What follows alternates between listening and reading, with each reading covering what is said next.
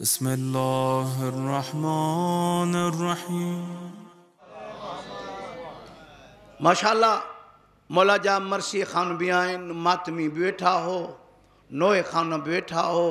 मुंहिंजी हिकिड़ी ॿी कमज़ोरी हूंदी आहे कि जिथे अशरो या खमसो पढ़ंदो आहियां, पहिरीं मजलिस उन जे नाले सां मख़सूस कंदो आहियां जंहिं पहिरियों नोहो बाबे जे वञण खां पोइ पढ़ियो।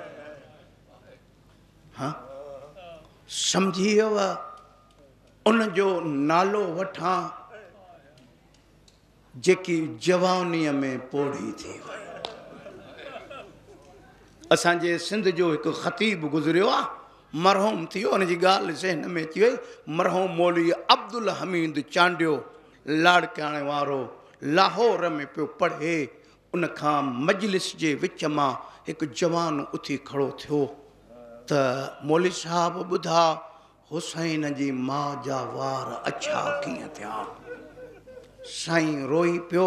साईं हिकु ॻाल्हि कई जेकी करे मां मजलिस खे अॻिते वठी हलां। चई जॾहिं पीउ जो लिखियो खणी वई नी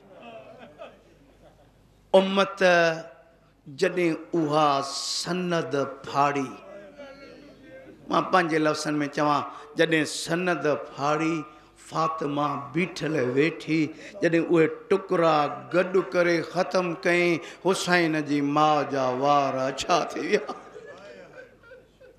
अचो उन बीबी जो ज़िक्र कयूं हिन जाइ ते जंहिंजे लाइ हर इमाम रुनो। हीअ उहा अज़ादार बीबी आहे जंहिंजो अज़ादार हर इमाम रहियो। मां ॾिसां थो हिते मशहद जा ज़वार बि काफ़ी वेठा आहिनि।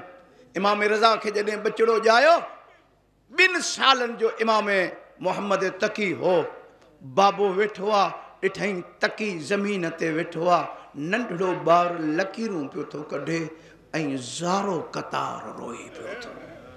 इमाम रज़ा पुट खे खयो, छो त अकेलो पुटु हुअसि, भाकुर पहुतईं। चईं जवाद छो थो रोए? चईं बाबा इहो वाक़ई हक़ीक़त आहे कि मुंहिंजी माउ जूं पासरियूं भॻनि। हर इमाम रुनो। मां दरबार जी ॻाल्हि पियो कयां, आई बाबे जी दरबार में।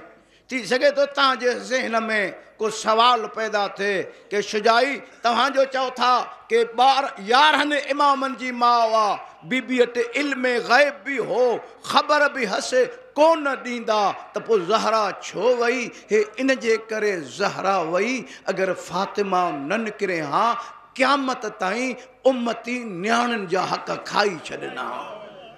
आई दरबार में केतिरो बीठी, मां जेके रवायतूं पढ़ियूं, हुसैन जी माउ एतिरो बीठी जो पेरनि ते वरम चढ़ी वियसि।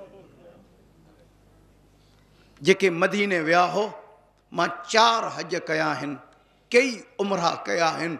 ॾिसो हीअं नबी जो मेंबर आहे, हीअं नबी जी क़बर आहे, थोरो फ़ासिलो आहे कि उम्मत एॾो परचायो, एॾो ॾुखियो अरमान कयो जो बीबी जे पेरनि ते वरम चढ़ी विया।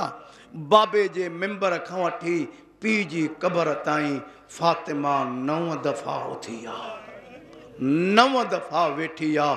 जॾहिं बाबे जी क़बर ते आई नी, चए थी बाबा जाग धीअ दड़का खाई आई अथई।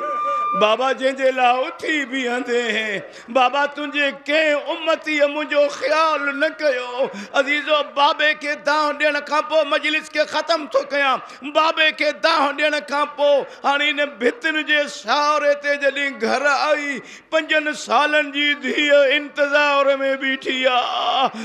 ज़ाकिरनि मौलवियुनि खे चवंदो आहे न चवंदा कयो त ज़ैनब माउ खे न सुञातो, छा अली जी धीअ ई माउ खे न सुञाणे? रावी चए थो जीअं जो फातिमा आई, धीअ भाकुर पाए चए थी अम्मा ॿुधा 18 सालनि जी उमिरि में वार कारा थींदा आहिनि या छा थींदा आहिनि?